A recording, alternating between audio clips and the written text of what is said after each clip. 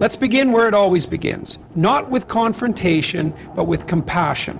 And that's what you need to understand about empaths. They don't enter the relationship seeking power, control, or dominance. They come bearing an open heart and a profound belief in the potential goodness of the other person. They are, in many ways, tragically optimistic. They believe that every scar has a story, that every outburst has a root, that every wound can be healed if only it's met with enough understanding. And that's where the story starts, not with battle, but with mercy.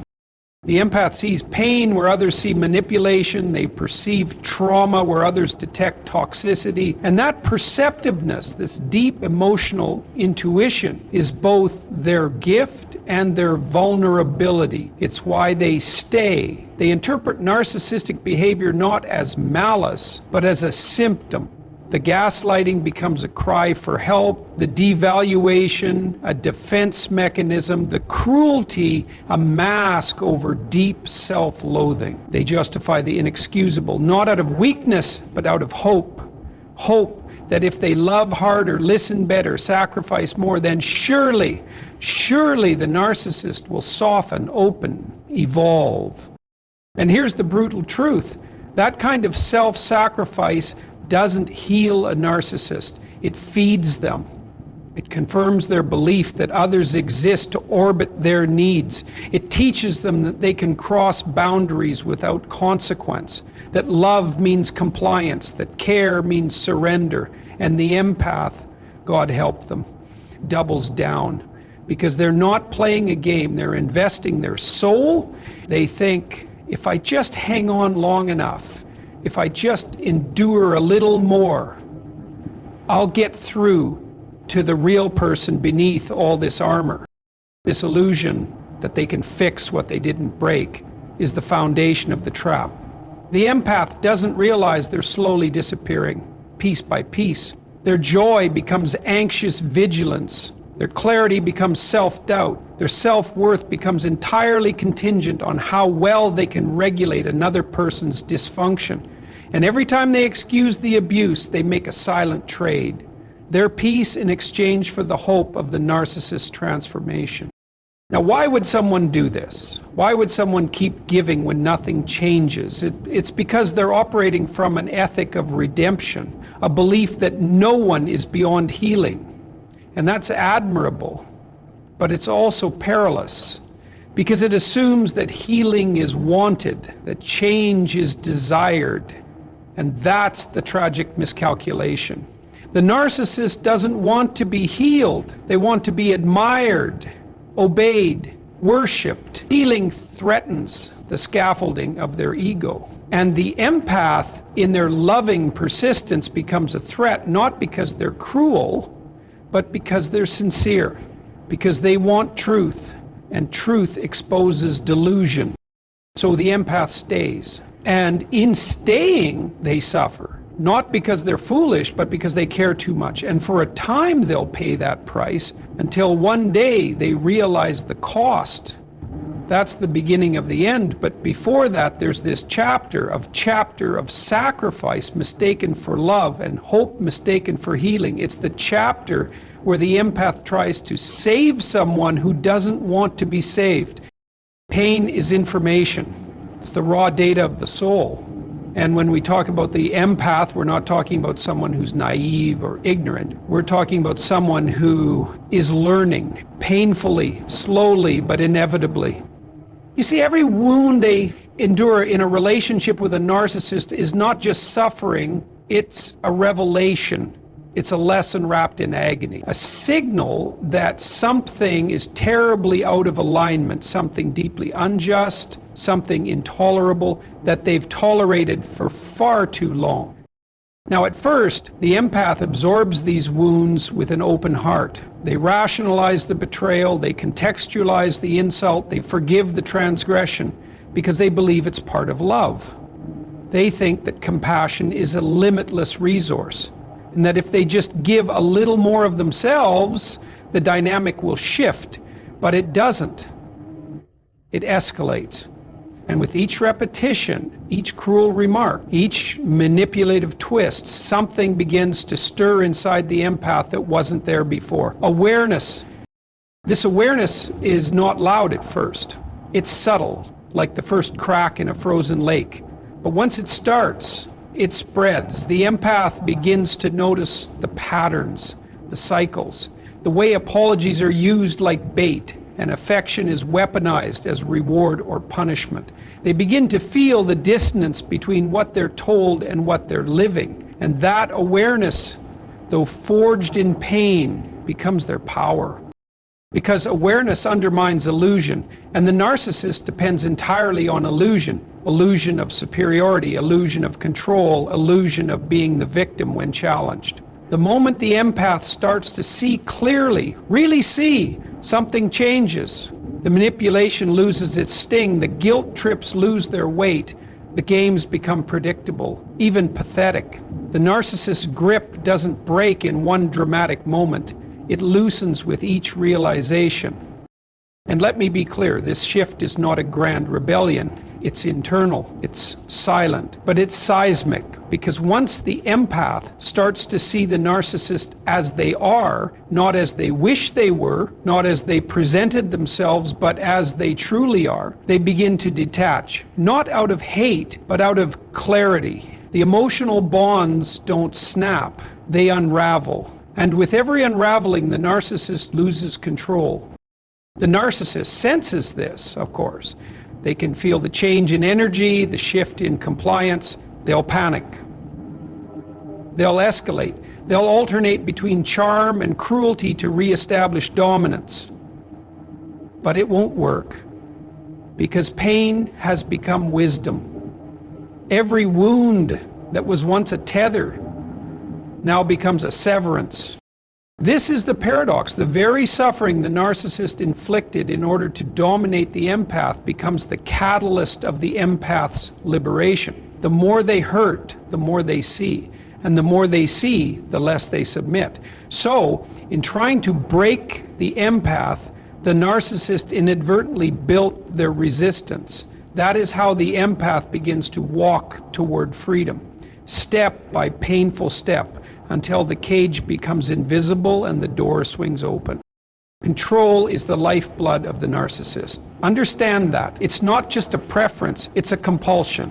It's the mechanism by which they maintain the illusion of superiority and the illusion of emotional invulnerability. The narcissist doesn't interact with others in the spirit of mutual respect or reciprocity. They construct psychological frameworks, subtle, intricate, and often invisible, designed to keep people off balance, uncertain, and dependent, especially the empath. Because the empath, with all their emotional depth and intuitive insight, is both the ideal supply and the ultimate threat. You have to recognize how this control operates. It's not usually overt. It's not about physical dominance or loud commands. It's about distorting perception. The narcissist creates a world where they define reality. They gaslight, they reframe, they deny, they shift blame. One moment they're the victim, the next they're the hero, and somehow you are always the problem. That's the architecture, and it works for a while, especially on someone who wants to understand, to forgive, to make peace. But control has a fatal flaw. It depends on ignorance. The narcissist's power only exists if the other person doesn't see the strings being pulled. It's sleight of hand, it's theater. It's only effective as long as the empath is emotionally invested in the illusion. And that's why awareness is the enemy of control. The moment the empath begins to see through the mask, truly see something essential in the narcissist strategy begins to erode. It starts small. A question that wasn't asked before, a memory that no longer aligns with the narcissist's retelling, a refusal to feel guilty for things that weren't their fault. The empath starts to reclaim their internal compass. They begin to listen to their own voice instead of the narcissist narrative.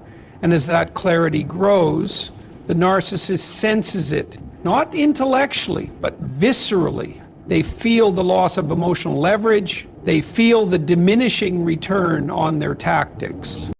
This is where the power dynamic starts to tilt. The narcissist tries harder, more flattery, more gaslighting, more threats veiled as concern, but nothing lands the way it used to. The empath's perception has shifted. The spells are broken, the lies are transparent, the games are stale, and the narcissist, once so dominant, begins to falter. Their control slips, not because the empath fights back in anger, but because they stop playing the game altogether. That's what terrifies the narcissist. Indifference, emotional self-possession, the empath no longer reacting, no longer absorbing the chaos, no longer needing validation from the very person who destabilized them. That's when the narcissist begins to unravel, not because they've been attacked, but because they've been seen. Seen not as the grand manipulator or the misunderstood genius, but as a scared, fragmented person who survives through domination. And nothing threatens the narcissist more than someone who no longer fears them. That's when their power dissolves. Not in conflict, but in the stillness of the empath's awakened mind. There's a kind of silence that doesn't beg for peace, it commands it. And when the empath is truly done, I mean deeply, irrevocably done, that silence becomes a force more potent than any argument, any tear, any plea ever could be. It is not the silence of resignation nor the silence of fear. It is the silence of clarity. The kind that comes when a person has looked chaos in the eye and no longer feels the need to justify their exit. You have to understand what leads to this point. The empath doesn't detach easily. They are emotionally invested, spiritually intertwined, psychologically entangled. They gave everything: time, energy, love, patience, trying to reach the narcissist, not to change them out of arrogance, but out of a deep-seated belief in human redemption. They hoped, even prayed, that beneath the manipulation was someone who wanted to be understood. But over time, the empath learns something brutal, that the narcissist doesn't want to be understood. They want to be obeyed. They want admiration, not connection. And they're willing to distort reality, dismantle self-esteem, and weaponize affection to get it. That's the truth the empath resists until one day they no longer can. And when that moment comes, when the empath is finally done, everything changes. They don't announce it with drama. They don't declare war. They simply stop responding. The same words that once pulled them into spirals of self-doubt now fall on deaf ears. The same crises that once mobilized their empathy now evoke no reaction. The same guilt tactics, the same emotional bait they've met with nothing. Because the empath is no longer operating in the narcissist ecosystem. They've exited the game board entirely. And that's devastating to the narcissist. Not because the empath has done something cruel, but because they've done something worse. They've stopped needing anything from them. No apology, no closure, no justice, nothing. That's the true rupture. Because the narcissist thrives on reaction. Their identity is fed by the emotional energy they extract from others, whether through love or fear, praise or rage. But indifference? That's starvation. Silence, in this case, is not absence, it's presence, amplified. It is the empath saying without saying, you no longer have access to me, you no longer define me. Your story about who I am no longer matters. And that kind of detachment is an existential threat to the narcissist's control, because now they can't manipulate the narrative, they can't rewrite the history, they can't provoke the chaos they need to feel powerful. This is the paradox. The empath, who once appeared weak because they stayed, now becomes unshakable because they left. And they didn't just walk away, they withdrew their energy. That is what breaks the narcissist. Not a scream, not a fight, but the thunderous, immovable silence of someone who no longer cares to engage. It's the kind of silence that echoes, and it leaves the narcissist alone with themselves, the one person they've spent their entire life avoiding. Attention is the currency of the narcissist. Validation is their oxygen. Without it, their carefully constructed sense of self begins to wither. Understand this: the narcissist doesn't exist in a vacuum. They exist in a mirror, your mirror. Their entire identity is forged through the gaze of others. They need to be admired, feared, envied, pitied, seen in a very specific way. And as long as they can dictate how you see them, they feel powerful. That's the ecosystem they thrive in. Now, the empath plays a critical role in this dynamic. Empaths offer the deepest, most sustaining form of validation, not just attention, but emotional attunement. They notice the unspoken, they listen between the lines, they reflect the narcissist's distorted self back to them with softness, with hope. They try to understand the hurt behind the rage, the insecurity behind the arrogance, and in doing so, they become the narcissist's most prized source of psychological fuel. But there's a limit, and that limit is crossed slowly over months or years of betrayal, gaslighting, emotional exploitation. Eventually, the empath realizes something profound. Their care is being consumed, not reciprocated. Their empathy is not healing the narcissist, it's enabling them. And when that realization clicks into place, when the empath, after years of self-sacrifice, finally stops feeling responsible for another person's brokenness, they begin to withdraw. And they don't withdraw in fury, they don't retaliate with noise, they do something far more threatening. They become indifferent. Indifference is not the opposite of love, it's beyond love. It is the emotional state that says, you no longer have the power to move me.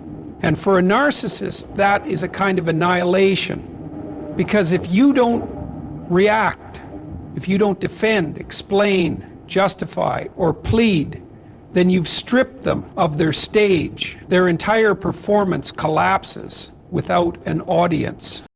The narcissist will try everything to provoke a reaction.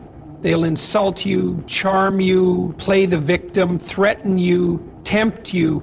But if the empath remains grounded, firm in their silence, clear in their boundaries, that lack of engagement becomes a mirror.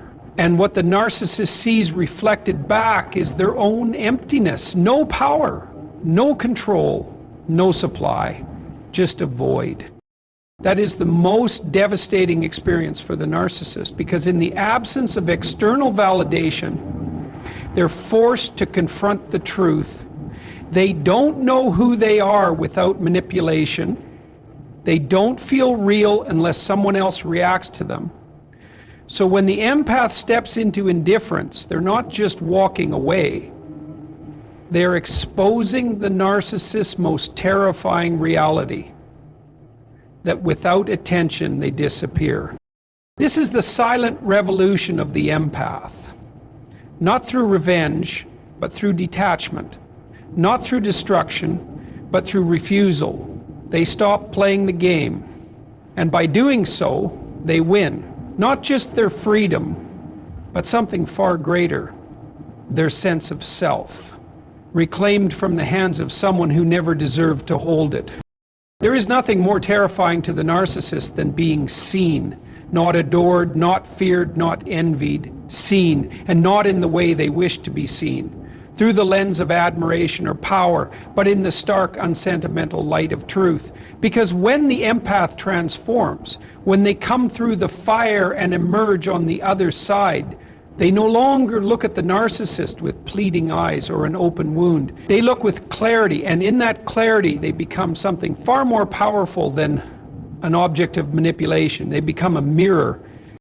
You have to understand what this mirror reflects. Not the curated image the narcissist projects to the world, not the mask of competence, charm, or victimhood they wear so convincingly. No, the transformed empath reflects what is actually there. The insecurity, the cruelty, the deep gnawing emptiness, the hunger for control masquerading as confidence. And most of all, the fear of being irrelevant, unimportant, unlovable, and less controlled.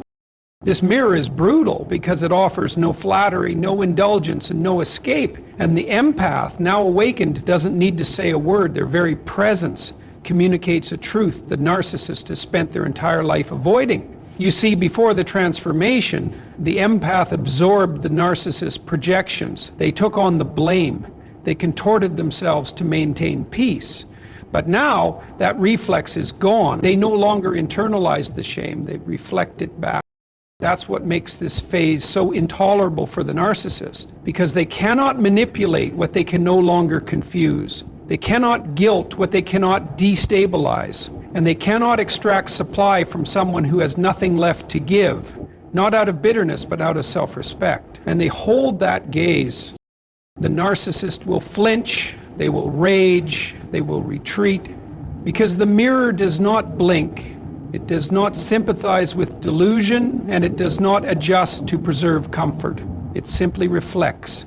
And that reflection strips away the narcissist's defenses. The charm doesn't work. The fear tactics fall flat. The self-pity invites no rescue. It's all exposed. And there is no script for that. No control mechanism that compensates for someone who has stopped playing the role. This is not about revenge. The empath didn't become a mirror to punish.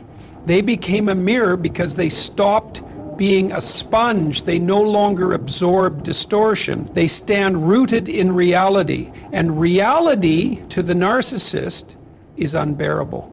So the empath, now transformed, becomes a kind of reckoning, not because they seek to destroy, but because they simply exist without illusion. And in that existence, they do what no one else dared. They reflect the narcissist back to themselves. Unfiltered, unavoidable, and inescapably real.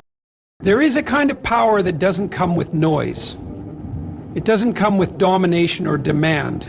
It arrives in stillness, earned, not seized. And this is the power the empath claims in the end. The power to heal, to reclaim, and to walk away. Not with bitterness, not in rage, but with clarity and strength. It's a power born of suffering, yes, but also of awakening. It is the quiet authority of someone who has walked through psychological warfare and chosen to become whole instead of hard. You see, the empath's journey is not about defeating the narcissist. It's not about vengeance or vindication. It's about returning to themselves, because somewhere along the way, slowly, insidiously, they lost touch with who they were. Their boundaries blurred, their voice dimmed, their needs were shamed, their instincts questioned, and their sense of reality bent to fit someone else's narrative. The narcissist did not just harm them, they hollowed them. One subtle manipulation at a time, but the empath survives. And more than that, they recover. Not all at once and not without pain. The healing is brutal. It requires them to sit with betrayal, to untangle the lies they believed, and to forgive themselves for the silence they kept. It demands they confront not just the narcissist's behavior, but their own tendency to give beyond what was ever healthy. That's the hard truth. That's the threshold between brokenness and transformation. And when the empath crosses it, something changes. They begin to rebuild not the version of themselves that was shaped to please or protect, but the authentic self that existed before the distortion. They remember their voice. They reestablish their worth, not through someone else's approval, but through their own recognition. They stop explaining, they stop defending, they stop shrinking, and in that moment they become untouchable.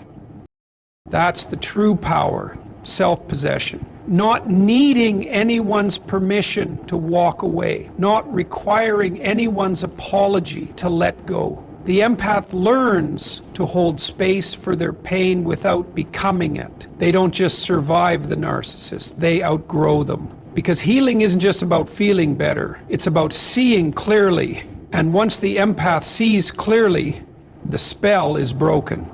They walk away not with a heart full of revenge, but with a mind free from confusion. They no longer need the narcissist to understand them. They no longer crave justice from someone who never valued truth. What they have is far more potent. Freedom. The freedom to live without permission. The freedom to love without fear. The freedom to be themselves without apology. And here's the final paradox. The narcissist tried to erase the empath's identity, but in doing so, they forced the empath to reclaim it more fiercely than ever before. That's the ultimate power. Not control over others, but control over one's own path. And when the empath walks away, they do so not as a victim, not as a savior, but as a sovereign soul, clear, grounded, and finally free. And so we arrive at the threshold of a truth both sobering and liberating, that the empath, once ensnared in the chaos of another's brokenness, is not doomed to remain a casualty of that story. No, they are capable, deeply, profoundly capable, of rewriting their own through awareness, through pain, through the slow reclamation of self. They become something unshakable, not perfect, not untouched, but what the narcissist never anticipates is that the very depth of the empath's feeling, their vulnerability, their willingness to care, is also the source of their strength. And when they stop pouring that strength into someone else's illusion, when they redirect it inward, they become a force the narcissist cannot bend, because they are no longer trying to be understood. They are no longer seeking redemption through someone else's approval. They know who they are, and that knowledge is enough. The empath's journey isn't just survival, it's transformation. From confusion to clarity, from pain to power, from being the mirror that reflects someone else's need to becoming the light that reveals their own truth. And when they finally walk away, they do so not in defeat, but in triumph. Quiet, resolute, unshakable, a living testament to this one enduring fact: the most dangerous person to a narcissist is the empath who's done.